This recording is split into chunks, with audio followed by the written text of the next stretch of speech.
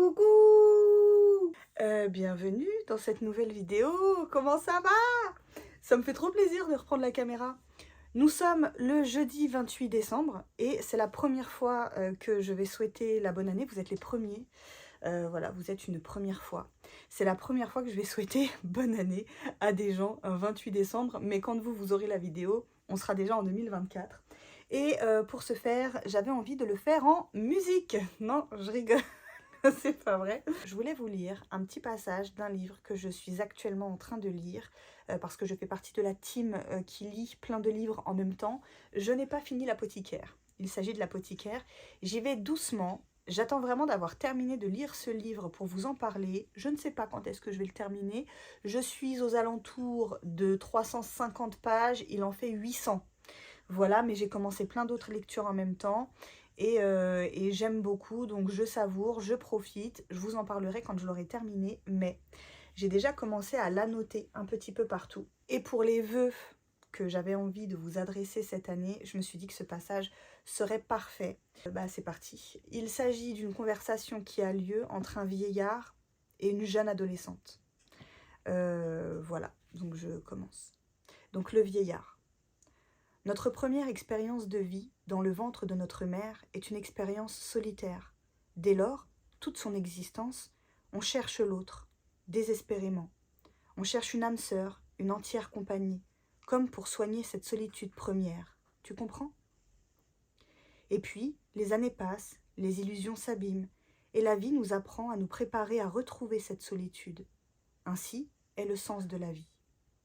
Au contact d'autrui, il s'agit d'accepter qu'un jour, nous serons seuls à nouveau. Et l'accepter n'est pas une mince affaire, je te l'accorde, mais je crois y être parvenu. Je suis prêt. Mais c'est horrible ce que vous dites. Non, c'est de ne pas l'accepter qui est horrible, Alice. Mais rassure-toi, si le chemin est long, il est aussi fort beau. Tu verras, tu n'as même pas 15 ans.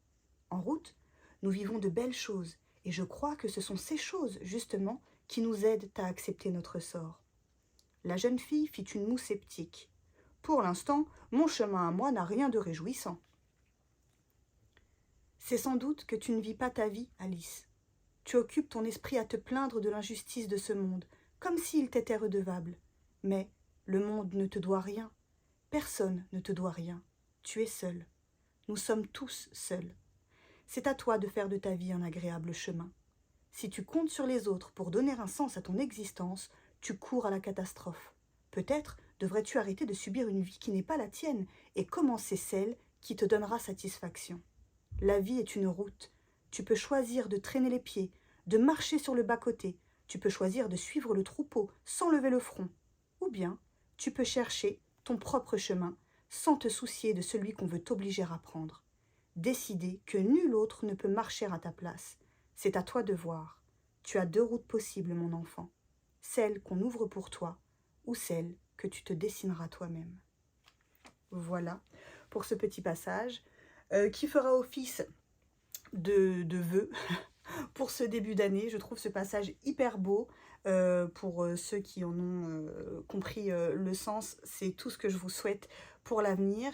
Je vous souhaite une bonne santé parce qu'on ne peut pas lutter contre la fatalité.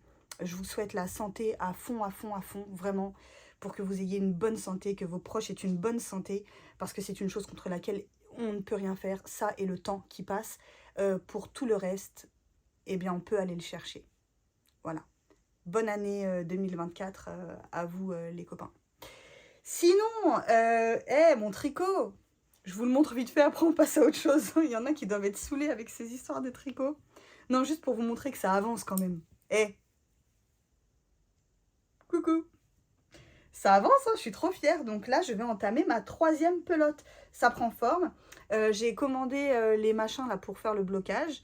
J'ai les copines qui tricotent, Clémence, Virginie, qui me donnent plein de petits tips et tout pour faire mes petits trucs, mon petit bout de chemin tranquille et que ce premier châle soit une entière réussite. Voilà, donc j'avance. Et puis niveau tricot, c'est tout. On arrête, on passe à autre chose. J'ai le nez qui me gratte, hein. Je fouille pas les narines, ça me gratte ici. Sinon, pour parler lecture, j'ai terminé ça, je vous avais dit que j'aimais pas trop. La fin, ça a un peu relevé le truc parce qu'évidemment, happy end, tout ça, c'était hyper sympa. On s'attend à tout ce qui va arriver. C'est une romance de Noël, c'est du jeunesse. Il y a des fois où vraiment, quand je lis un livre et que je suis trop dans le jugement et tout, des fois je me remets en question pendant ma lecture et je me dis, attends, tu l'as acheté au rayon jeunesse à côté de livres qui étaient vendus pour des enfants de 8-10 ans. C'est écrit en plus dans le résumé, elle a 18 ans la nénette. Va pas commencer à vouloir mettre la barre trop haute. C'était bien. C'était bien. Finalement, c'était bien.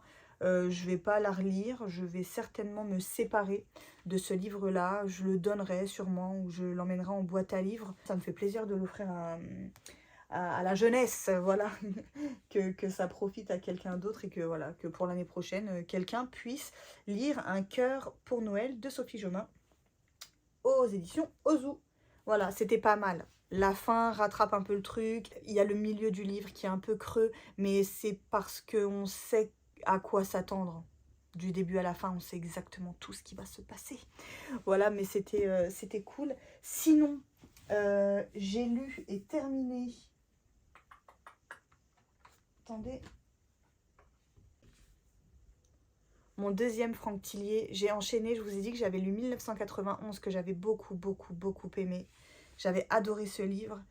Là, on signe le coup de cœur. C'est mon avant-dernière lecture de mon année 2023. 2023, ça a été une des années où j'ai le plus lu. J'ai lu 62 romans.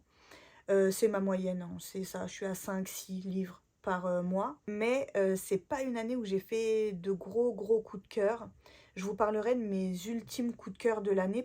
Bon, après, on a tous une définition peut-être différente du coup de cœur. Pour moi, un coup de cœur, c'est un coup de cœur, quoi. C'est, tu vois, c'est quand il y a un personnage, limite, t'as un enfant, t'as envie de l'appeler comme le perso de ton bouquin. Tu vois, c'est Et puis on peut avoir des coups de cœur. Enfin, j'ai pas de conditions précises à remplir. Il y a des lectures que j'oublierai pas parce qu'elles m'ont touchée. Elles ont touché à une corde sensible chez moi. Il y a des lectures que je n'oublierai pas pour l'originalité de la trame scénaristique, j'allais dire. Mais non, c'est pas le mot, mais vous avez compris, pour la construction narrative du bouquin et pour l'originalité de l'histoire. Il y a des livres que j'oublierai pas parce que un personnage m'a chamboulé, m'a marqué au fer rouge. Enfin, il y a vraiment plein de possibilités pour qu'un livre me marque et fasse en sorte que ce soit un coup de cœur. Et là, du coup, c'était le cas pour ce Franck Tillier, c'est Train d'enfer pour Ange Rouge, donc le premier tome officiel de sa saga Franck Charcot. J'ai adoré ce bouquin et ce qui en a fait un coup de cœur, c'est vraiment ça. Rapidement, je me suis fait un petit film dans ma tête et je me suis dit, possiblement la fin c'est ça. Et dans 1991, ça m'était arrivé. Je m'étais dit, à 100 pages de la fin, c'est bon, je l'ai. J'ai compris le truc. Et c'était ça. Sauf que c'était tellement bien amené que le fait qu'il n'y ait pas de surprise, ça n'a pas enlevé de plaisir à ma lecture. Et dans Train d'enfer pour Ange Rouge, il s'est produit exactement la même chose à un détail près. C'est que j'ai compris assez rapidement qui était la coupable. J'ai compris assez rapidement où est-ce que l'auteur voulait nous amener et quel serait le dénouement. Mais au moment de la révélation, alors que je savais depuis un moment, au moment de la révélation, j'ai eu des frissons. Alors que je savais, il n'y avait pas de quoi être étonnée. Et c'était tellement bien fait, j'y étais. En fait, j'y étais. Et c'était trop bien, c'était trop bon. Le thriller, il est très fort. Il est très fort. Je me dis, mais dans quel état j'aurais été si j'avais pas deviné? PLS. J'aurais grave été encore plus chamboulée. Et là, en fait, non, j'ai vraiment les poils qui se sont hérissés et je me suis dit, waouh, chef-d'œuvre. C'est bon, en fait. Il m'a fait palpiter là, les poils, tu vois, la petite sueur froide là qui te traverse. C'est bon. Train d'enfer pour Ange Rouge, il a été estampillé coup de cœur. C'est bon. il m'a conquise. Franck Tillier, ça y est, j'aime beaucoup. Ah, encore ce ventre qui gargouille. J'ai bu un yop en plus. Ah, et c'est ça que je m'étais dit, il faudrait que tu le dises aussi en vidéo pour en parler, parce que c'était intéressant, je trouvais. Franck Tillier, j'avais une appréhension à le lire, parce que souvent, on a ces a priori sur les auteurs qui écrivent vite et qui sortent beaucoup de bouquins en peu de temps. C'est ce que je pense de Marc Lévy, de Musso, de Chatham. Il y en a plein des comme ça. Des auteurs qui sortent des livres à la pelle là et on ne sait plus où donner de la tête tellement leur bibliographie est énorme. Et en fait, je me dis, tu vois, c'est comme un chanteur qui nous sort 3 albums par an. Les musiques peuvent pas être toutes bonnes. Alors qu'un chanteur qui met 3 ans à te faire un album, c'est que forcément il a sorti de lui ce qu'il y avait de meilleur. Et quand il s'agit d'écriture, bah, j'ai le même a priori. Il m'a mis une claque, Franck Tillier. Les 2 livres que j'ai lus là, c'est vraiment c'est un coup de maître pour moi. Il est fantastique. C'est un très très bon auteur. Et pour vous dire vraiment la vérité, je pense que c'est un des meilleurs thrillers que j'ai lus jusque maintenant, avec Les Refuges de Jérôme Loubry. Vraiment, 1991 et Train d'enfer pour Ange Rouge vont, ont marqué ma vie de lectrice. Ça, c'est sûr et certain. Je répète ce que j'ai dit dans ma vidéo précédente, je le conseille quand même pas à des gens qui n'ont jamais lu de thriller. Commencez pas par ça, c'est quand même... Voilà, bon, sauf si t'as une âme de serial killer, quoi. Là, tu peux tenter, mais si t'es un peu fragile, que tu connais pas le genre, que tu mets les pieds tout doucement, commence pas par ça. Fais-toi plaisir quand t'es familière avec le genre, parce que ça va encore plus te faire kiffer. Mais il était très très bon. J'ai commencé en audio Deuil de miel, parce que je ne l'ai pas en livre papier. Et je ne spoile rien du tout, mais le début de Deuil de miel ne me va pas du tout. Il se passe quelque chose qui ne me convient pas. Donc je vais rester sur la fin de Train d'enfer pour Ange Rouge. Et quand je sentirai que c'est le bon moment, que je suis prête à avancer dans cette histoire, je reprendrai Deuil de miel. Mais pour le moment, je vais rester sur cette belle note de Train d'enfer pour Ange Rouge. Donc voilà, une très belle surprise pour ma fin d'année 2023 en lecture. Et sinon, donc, je vous ai parlé de l'apothicaire que je continue tout doucement. L'apothicaire, ce que je peux vous en dire pour le moment, c'est que je suis pas trop d'accord avec ceux qui m'ont dit « Tu verras, c'est hyper fluide, hyper facile à lire. Pour des gens férus d'histoire, et quelle période en plus, parce que on est fin 13e, début 14e siècle. Il y a pas mal de références historiques. Le langage utilisé, il y a des termes, je vous dis la vérité. Je vous dis la vérité. On me l'a offert, donc c'est pas comme si je l'avais acheté 2 fois. Mais je me le suis pris sur liseuse, parce que l'avantage sur liseuse, c'est que quand il y a des mots que tu comprends pas, tu cliques dessus et tu as la définition dans le dictionnaire. Franchement, je suis à 350 pages, j'ai dû utiliser le dico sur la liseuse au moins 30 fois. Il y a plein de mots, plein d'expressions désuètes. Non, je rigole, j'ai dit un mot, je sais même pas s'il va dans ma phrase. Les gens, ils vont me prendre pour une malade. Il y a plein d'expressions et de mots qu'on n'utilise plus aujourd'hui. Mais c'est un très beau roman, donc j'en parlerai quand je l'aurai terminé. Mais je trouve pas que ce soit fluide du tout, les filles. Et je poursuis quand même parce qu'il y a de très très jolis passages, que j'aime cette histoire, et évidemment il y a une intrigue, on a envie de savoir. Voilà. Donc je vous en parlerai plus tard. Et j'ai commencé 2 livres. J'avais envie de piquant. J'avais envie de piquant. J'ai commencé ça, je suis au tout début. C'est Toxic Hell, Enfer. Enfer toxique. D'Anita Higgins, aux éditions Addictive. Qui dit addictive dit sûrement scène spicy, olé olé. Moi, de temps en temps, pourquoi pas. J'avais envie de romance et j'avais envie d'un truc, tu vois, un truc qui me fait frétiller. Donc là, je pense que ça va être le cas. Et voilà, mais je suis au tout début parce que j'ai mis de côté ce livre. Je vous ai dit, j'ai un truc avec les trucs d'horreur et de gore et tout en ce moment. J'ai commencé Cimetière de King. Par contre, j'ai décidé qu'après Cimetière de King, je faisais une pause dans le trash, gore, horreur, roman noir, polar, machin et tout. Parce que là, ça y est, c'est bon. Je me fais des frayeurs toute seule. Ce que j'adore avec King, c'est l'immersion. C'est que dès les premières pages, tu es avec les personnages. Et il a ce don de te mettre dans un malaise, mais vraiment, genre, je pèse mes mots. J'ai fait une crise d'angoisse en lisant le bouquin. Là, ça va mieux parce qu'il y a une espèce de dimension fantastique. Donc, comme on sort un peu du réel, je me dis, vas-y, prends-le comme ça vient parce que de toute façon, c'est pas rationnel. Mais dans les 120 premières pages, on est dans du rationnel à fond, à fond. Et on parle de mort, beaucoup, beaucoup. Le titre, c'est Cimetière. Et c'est un sujet, moi, avec lequel j'ai beaucoup de mal à dealer. J'ai une peur atroce de mourir, donc et ça déclenche en moi des sensations très désagréables. Et j'ai fait une crise d'angoisse en lisant le bouquin, j'étais pas bien. Mais c'est bon en fait. C'est waouh, il est très très fort et tu te dis mais le gars arrive à te faire passer ça dans un bouquin. Parce qu'on est d'accord, c'est de l'écrit. Le film, c'est toi qui te le fais dans ta tête. Je sais pas d'ailleurs s'il y a un film, s'ils ont fait une adaptation de Cimetière. De toute façon, tous les livres de King que je lis, j'attends de les avoir terminés pour regarder les films, sauf pour ça, parce que ça, c'est le film d'horreur de mon enfance. Donc j'ai découvert le roman après avoir vu le film. Mais Misery, j'ai lu le livre et j'ai ensuite regardé le film.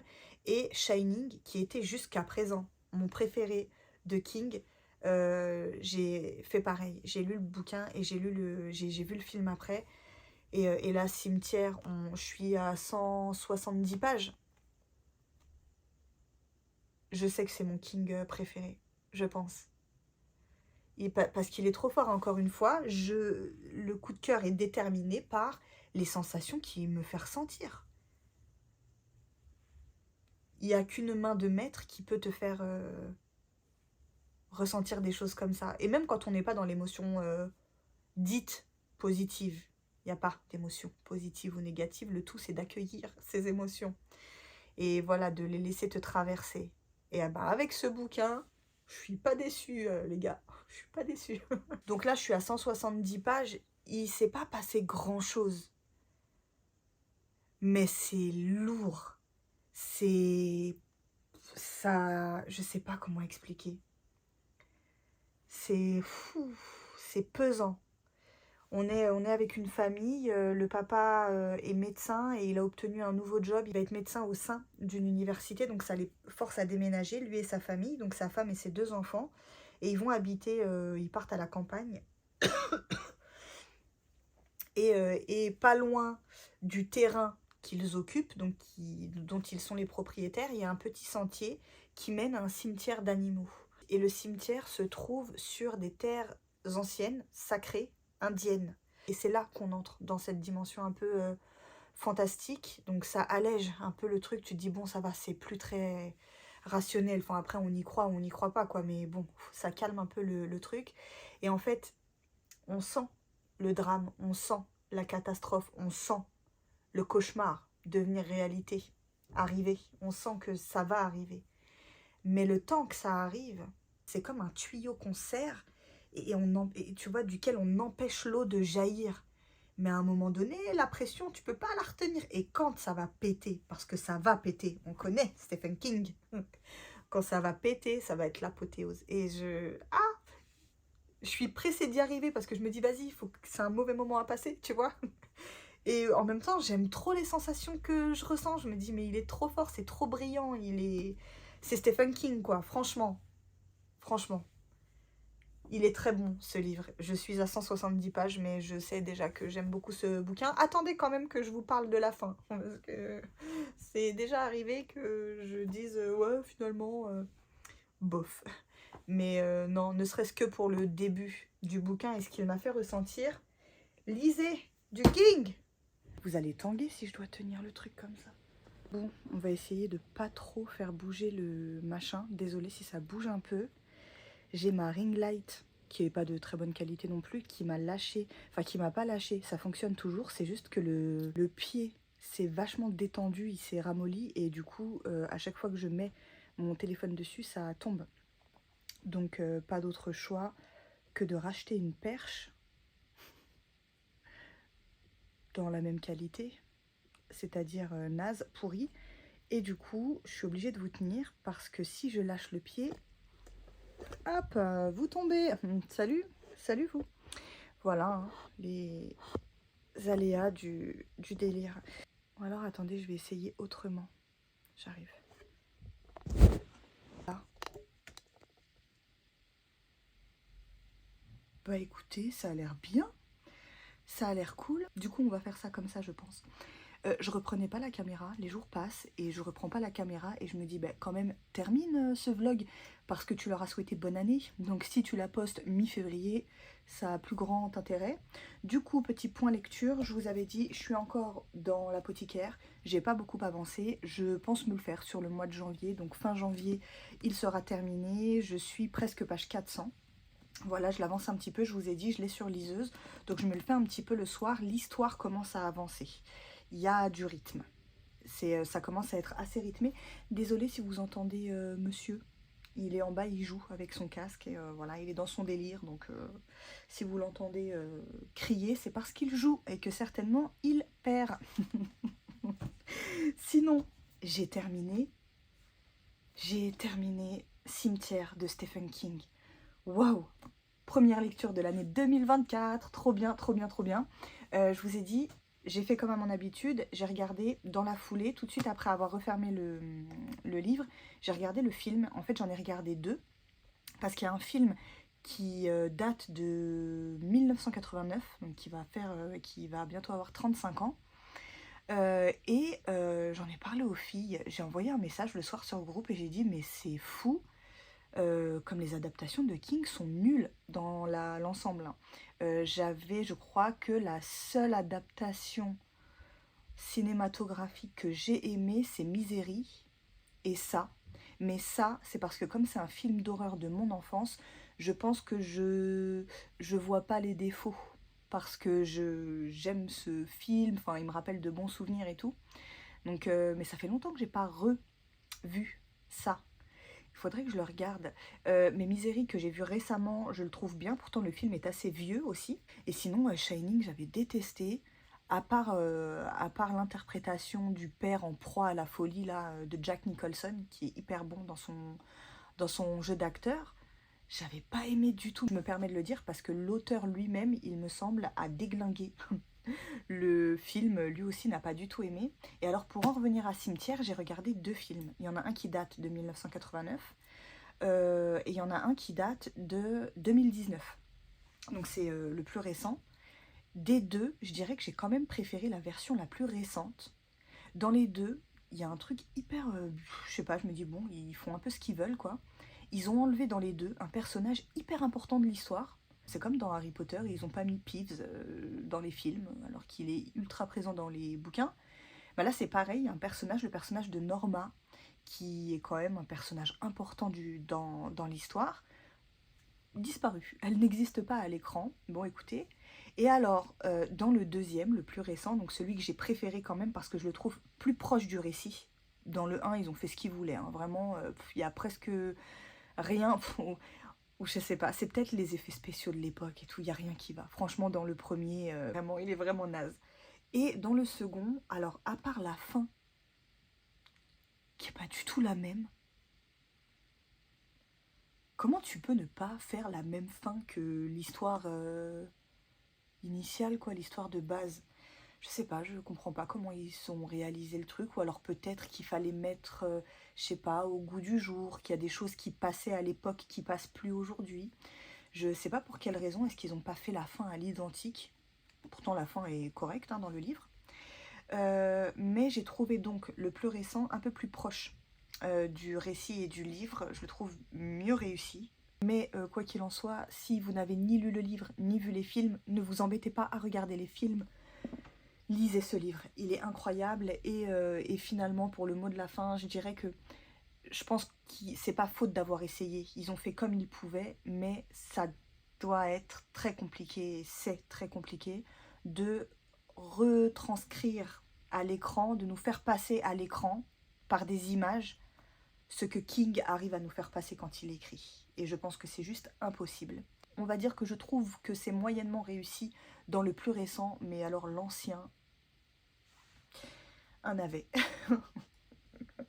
Ah, je suis trop méchante, mais j'aimerais trop savoir ce que King en a pensé de l'adaptation de Cimetière. Je pense pas qu'il soit très content, le monsieur. Voilà, voilà, donc Cimetière de King. Sinon, je vous avais dit que j'avais commencé une romance. J'ai pas avancé du tout, je l'ai mise de côté parce que je participe à des challenges. Je vais vous en toucher 2 mots. Et cette romance n'entre dans aucun des challenges que j'ai en cours. Donc je la mets de côté, c'est pas très grave. J'ai lu 3-4 chapitres. Au pire, je pourrais la reprendre de zéro le jour où je voudrais la relire. Par contre, j'ai commencé, je reviens tout de suite. J'ai commencé la saga d'Aîné Chauve, La Terre des Mensonges de Anne Biragd. Désolée, je mets pas d'accent, voilà. Donc ça, c'est le tome 1 de la saga d'Aîné Chauve, La Terre des Mensonges, aux éditions 10-18. J'ai le tome 2 et j'ai le tome 4. Il me manque le tome 3. Et je crois qu'il y a 6 tomes à cette saga, mais beaucoup se sont arrêtés à la trilogie. Beaucoup n'ont lu que 3 livres. Écoutez, pour le moment, j'aime beaucoup. J'ai commencé avant-hier, j'ai commencé il y a 2 jours et je suis à 60% du bouquin. Donc vraiment ça se lit très bien. Je dirais, c'est du contemporain. C'est du contemporain. C'est du contemporain un peu sur une trame dramatique, quoi. C'est un truc, ouais, c'est du secret de famille, c'est pas du feel good, mais c'est hyper prenant, je vous en parlerai quand je l'aurai terminé. Là, pour le moment, on est avec une femme qui est mourante, qui apparemment a une famille assez disloquée. Ils sont pas très famille dans cette famille. Et le fait qu'elle se meure va faire en sorte que les frères se rassemblent. Donc elle a que des fils. L'un d'entre eux a une fille, donc c'est sa seule petite fille à elle. Et la faucheuse arrivant très bientôt pour cette femme va faire en sorte que la famille se retrouve. Je ne sais pas quelle va être la suite de cette histoire, mais voilà, pour les débuts. Donc on nous décrit les personnages vraiment avec beaucoup de précision, leur métier, ce qu'ils font dans la vie, leur entourage, etc., etc. Pour le moment, là où j'en suis, je ne sais pas encore qu'est-ce qui a fait que cette famille est éclatée comme ça. Ça, pour le moment, je ne sais pas. Donc voilà, je continue ce livre qui entre dans 2 challenges. Donc, je participe au challenge de la copine Clémence qui a fait un challenge sur le mois de janvier. Je pense qu'elles vont en proposer d'autres sur d'autres mois de l'année. Qui a pour objectif de faire diminuer nos pales. Le but, c'est à chaque fois de remplir, comme dans la plupart des défis littéraires, de remplir des cases avec des livres qui correspondent à l'intitulé de la case et d'utiliser à chaque fois un livre qu'on possède déjà. De ne pas remplir une case en achetant un bouquin. Je participe au bingo de l'hiver de la copine Ellie des livres. D'habitude, le bingo de l'hiver, je le fais pas parce que je participe au Cold Winter Challenge. Là, j'ai décidé le Cold Winter Challenge de le faire de loin. Je sais que j'ai envie de remplir 6 catégories. Je vais le faire parce que c'est assez large pour que je puisse faire entrer les lectures que j'ai prévu de lire sur cette saison. Donc à chaque fois que j'aurai lu un livre qui peut rentrer dans une case, je le cocherai dans un coin de mon carnet. Et puis je ferai le Cold Winter Challenge de cette façon-là. Par contre, le bingo, je suis à fond. Je suis déjà à ma 4e lecture, je crois. Oui, je crois que ce livre-là va valider ma 4e lecture. Il y a 9 cases. Donc voilà.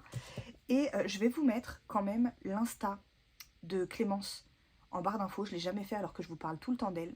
Je vais vous mettre l'Insta d'Elisa en barre d'infos. Et sur son Insta à elle, vous aurez le lien pour son Discord. Ou si vous avez des questions à lui poser et tout, n'hésitez pas, elle est hyper disponible.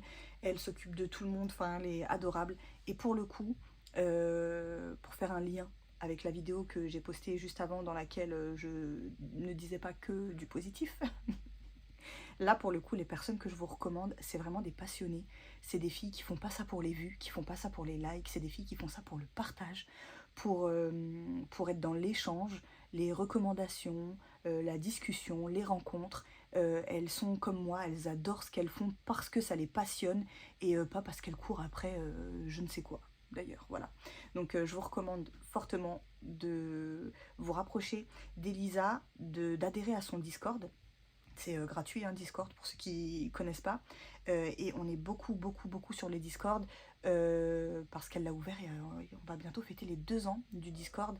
Il y a énormément de salons, tout le monde peut y trouver son compte. Elle organise plein de défis, elle organise plein de trucs. Des fois, on se fait des soirées ciné ensemble. Elle organise les chouettes littéraires. C'est comme les somnambules, là, où je sais plus. Enfin, il y a un autre concept comme ça qui est lancé sur les réseaux.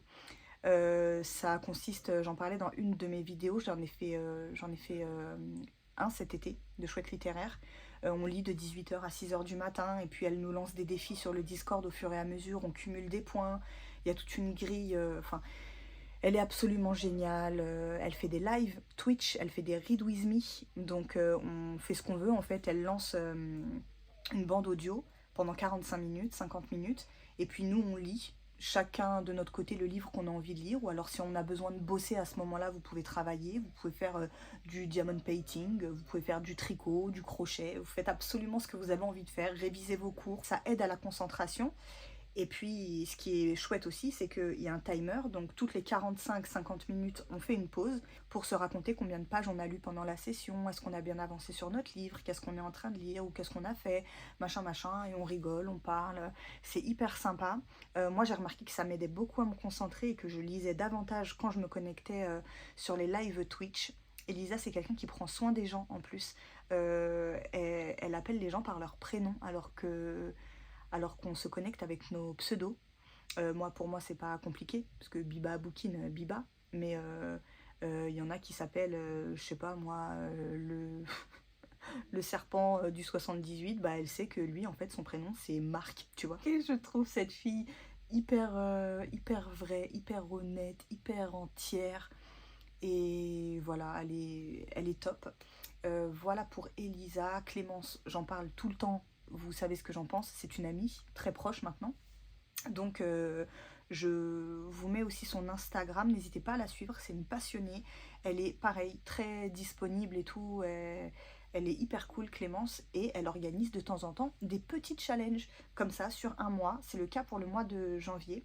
Donc voilà, et je participe sur l'année cette fois. Attendez, parce que j'y ai passé la soirée hier, alors il faut que je vous montre. Oh, je me suis éclatée, hein. Je vous explique d'abord. Alors Audrey, c'est une fille que j'ai rencontrée sur une page Facebook il y a 3 ans. Je crois que c'était à l'occasion du Cold Winter Challenge. Il y a une nana qui avait eu l'idée d'organiser un swap. Et elle s'était dit, ça va toucher 6-10 personnes, quoi. Et en fait, je me souviens qu'on s'était retrouvés à plus de 80 sur le groupe qu'elle avait créé. Dans ce groupe, il y avait Audrey. Et Audrey et moi étions tombés ensemble pour ce swap, je crois. Parce que j'en ai fait d'autres sur ce groupe-là, mais je crois que mon premier swap, c'est avec Audrey que je l'ai échangé, si je ne me trompe pas. Et le groupe s'était essoufflé. Ce groupe Facebook, il avait vécu de beaux jours, voilà, parce que ça avait tellement bien fonctionné pour ce mois-ci, du Cold Winter, au mois de décembre, que la nana qui avait créé le groupe, elle avait dit, bah on continue. On va continuer, vu que tout le monde est emballé et que ça a bien marché et tout. Sauf que ça s'est essoufflé au fur et à mesure de l'année. Et du coup, le groupe s'était essoufflé. Et quand moi j'ai découvert Discord grâce à Elisa, je m'étais dit, bah attends, je peux moi me créer un Discord. Pas du tout dans le même principe que ce qu'elle fait, mais pour les swaps. Reprendre l'idée du groupe Facebook qui s'est essoufflé, et puis le relancer, mais sur Discord. Et j'ai fait ça, sauf que pareil, ça emballait pas plus de monde que ça. On était peut-être 6, 8 les meilleurs mois à participer, donc ça faisait que 4 binômes. Et à chaque fois, ça tournait pas. Enfin, on se retrouvait à envoyer des swaps à des personnes avec qui on avait déjà échangé, et puis ça tournait un peu en rond. Donc Audrey m'avait dit, est-ce que tu veux pas qu'on dynamise un peu le Discord et qu'on y ajoute des activités, des animations et tout. Mais comme moi, je suis ultra connectée sur celui d'Elisa, j'avais pas envie de faire de doublons, j'avais pas envie d'avoir la tête ailleurs. Enfin bref, et donc tout ça pour dire que petit à petit, moi, c'est vrai que j'ai laissé tomber avec l'idée de mon Discord, qui est devenu celui d'Audrey, du coup, qui s'appelle le Café Librairie, sur lequel elle continue d'organiser plein de choses.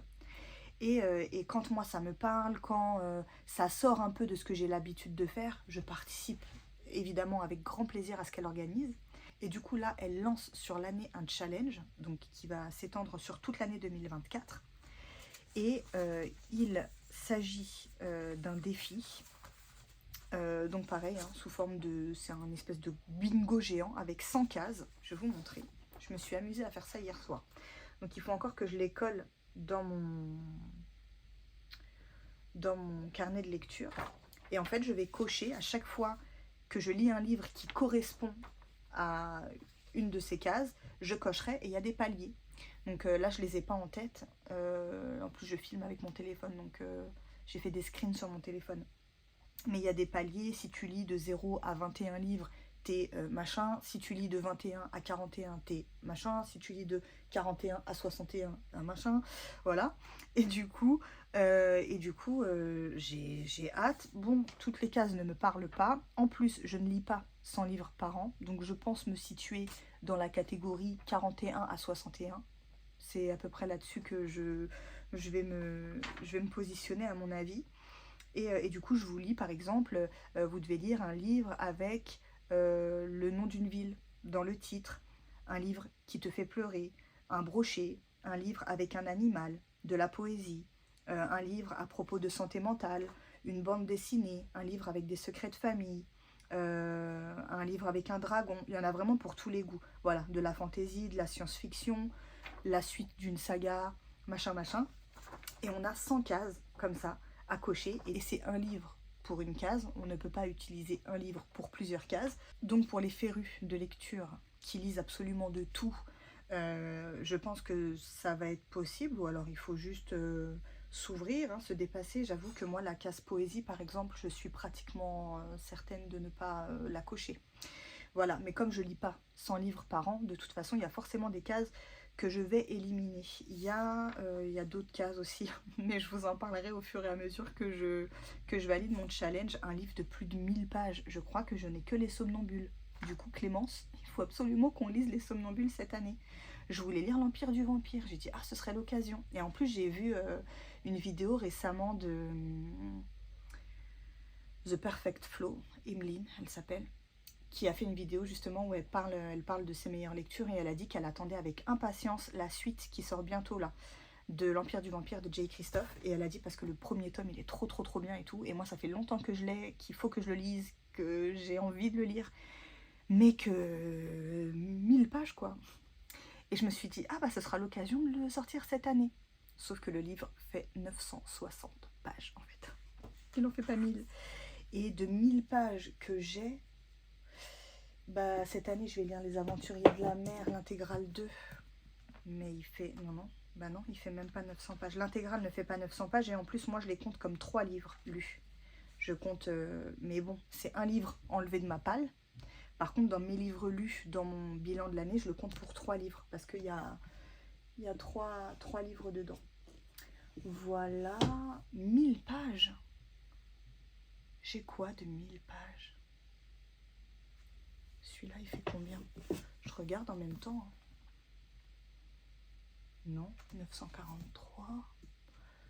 Écoutez, je sais pas de livres qui font 1000 pages. Le Brandon Sanderson, peut-être. Elantris, mais c'est de la triche aussi, parce que Elantris, c'est 2 livres. Il fait 987 pages. Je sais pas si vous avez des livres de 1000 pages à me conseiller. Je suis preneuse, sinon les Somnambules. On verra. Voilà, voilà. Pour mes challenges, pour mes lectures en cours. Et pour cette vidéo, je vais vous laisser ici, la fille en pyjama et tout. J'ai passé une nuit, j'ai qu'une hâte, c'est de me recoucher, de me rendormir. C'est les vacances scolaires, on a pris un rythme. On a pris un rythme depuis 10 jours. On se couche à 2h, 3h du matin. Moi j'ai un garçon et une fille, mais un garçon qui se réveille très tôt le matin, quelle que soit l'heure à laquelle il s'endort le soir. Du coup, à 7h30, je suis réveillée, voilà. Et puis j'ai les chats qui demandent la pâtée et tout, enfin voilà, ma vie de maman et de maîtresse d'animaux. Du coup, je refais des siestes. Je mange à midi, voilà. Et à 13h, hop, je redors jusqu'à 15h30 des fois. Donc voilà. Écoutez, je vais vous laisser ici, je vais monter cette vidéo, je ferai en sorte que vous l'ayez le plus rapidement possible. Et bien en attendant de se revoir dans un avenir proche, je l'espère. Faites de belles lectures, prenez soin de vous, à bientôt. Distille. Il distille. Arrête, pourquoi tu veux utiliser des mots comme ça? Tu sais même pas tu sais même pas ce qu'il veut dire. Je trouve pas mes mots. C'est sûr que ça allait pas tenir. Ils font des trucs qui supportent pas le poids du téléphone. Ah ouais, mais ça tombe. Je vais le tenir comme ça alors. Oh, ça va me saouler. J'espère que ça filme. Ah. Hey, coucou!